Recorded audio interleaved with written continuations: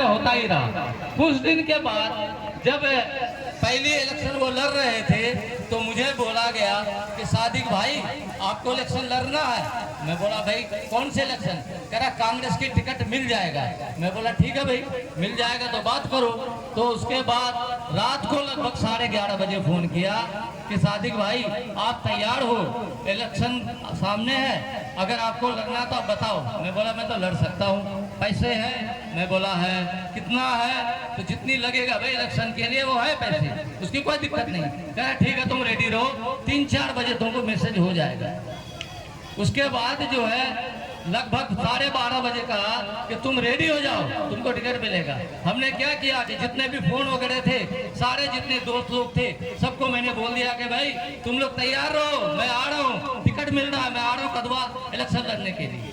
ठीक है, बात हो गई। जब सुबह बोला कि सुबह आपको राहुल गांधी जी से मिलवाना है और बात करके आपको टिकट लेना है। जब हम सुबह 6:30 बजे गए तो वहाँ सन्नाटा था। क्यों?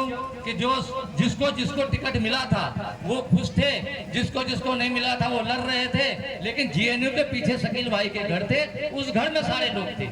मैं भी एक करके गया। जब मैं गया तो मुझे बोला गया कि भाई आप जो है अभी तक जो है आप बिजनेस में हो, इसलिए आपको नहीं मिल सकता था। वो टिकट जो है मैं लिया हूँ, अब मेरा साथ दो और कदवा चलो। मैं बोला चलो ठीक है, आपको मिल गया अच्छी बात है, कदवा के लिए आप काम करेंगे, मुझे तो कोई दिक्कत नहीं है। मैं भी जाता तो कदवा के लिए कुछ काम ही करता। आप कर रहे कोई बात नहीं, मैं सपोर्ट पे हूँ, पीछे पीछे लगा हुआ। वो आए, झगड़ा हुआ, लफड़ा हुआ, उसके साथ बहुत कुछ हुआ। उसको बोला टिकट आप रिटर्न करो, अभी करो, फैक्स करो। उसने बोल दिया कि ठीक है मैं तो टिकट रिटर्न कर रहा हूँ, फैक्स कर देता हूँ, मुझे नहीं चाहिए टिकट। ये बोलते हुए वो 2-1 दिन के लिए गायब हो गए। 2-3 दिन के बाद सबको अपना अपना धीरे धीरे गुस्सा कम हुआ। फिर वो थोड़ी थोड़ी करके मैदान में आए, धीरे धीरे सब आए, हम लोग आए, आप लोग आए, सब कोई माहौल बना। क्योंकि ये कांग्रेस है, कांग्रेस की जमीन है ये, कांग्रेस कहाँ जाए भाई? आखिर लास्ट पे उसको वोट देके हम लोगों ने जिताया। पिछले 5 साल वो लगभग जो भी किया, थोड़ा बहुत जो भी चलता था चल गया। वो 5 साल काम करने के बाद उसके अंदर अहंकार हो गया, अहंकारी जैसे बनता अहंकार हो गया। दूसरी बार कुछ ज्यादा वोटों से भी हम लोगों ने जिता दिया। वो अब किसी से ढंग से बातें नहीं कर रहे थे, सारे स्टाफ बाहर के रख लिए, सारे कमीशन बांध लिए, थाने में कमीशन बांध लिया, ब्लॉक में कमीशन बांध लिया, रोड में कमीशन बांध लिया। कोई कुछ बोले तो ये तो गुंडागर्दी मत कर, गुंडागर्दी अगर करोगे तो सब अंदर चले जाओगे।